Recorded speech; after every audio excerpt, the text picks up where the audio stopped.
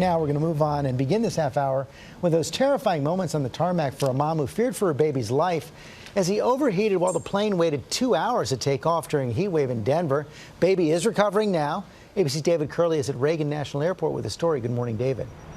Morning, George. Emily France was headed from Colorado to Texas with her baby. She got stuck in a weather delay, and for nearly 2 hours she had to deal with her baby, the heat, and says her son began losing consciousness.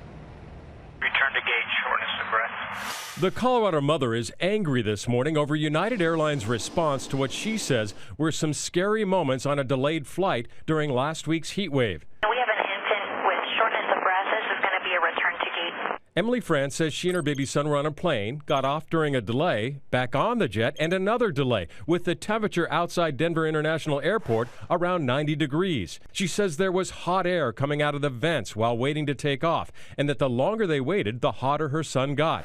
Flight attendants brought her bags of ice, she says, to help cool Owen down, and they let her stand by the open door. But then she says Owen began drifting in and out of consciousness.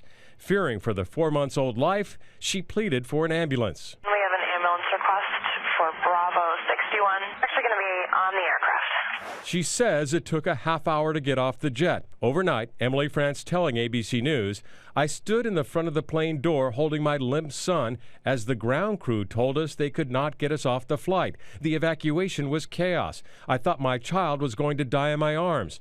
I'm sharing Owen's story in hopes that this never happens to anyone ever again." United Airlines telling ABC News the pilot returned to the gate as our crew called for paramedics to meet the aircraft. "We have reached out to our customer directly and apologized for their experience on this flight. We are actively looking into what happened." Now, United Airlines says from the time it called for the paramedics until the paramedics were on board back at the gate was just 16 minutes, not a half hour. But, George, when you're a parent and you're worried about your child's health, it seems like an eternity. Yeah, but are there any hard rules about what the airlines are supposed to do in a situation like that?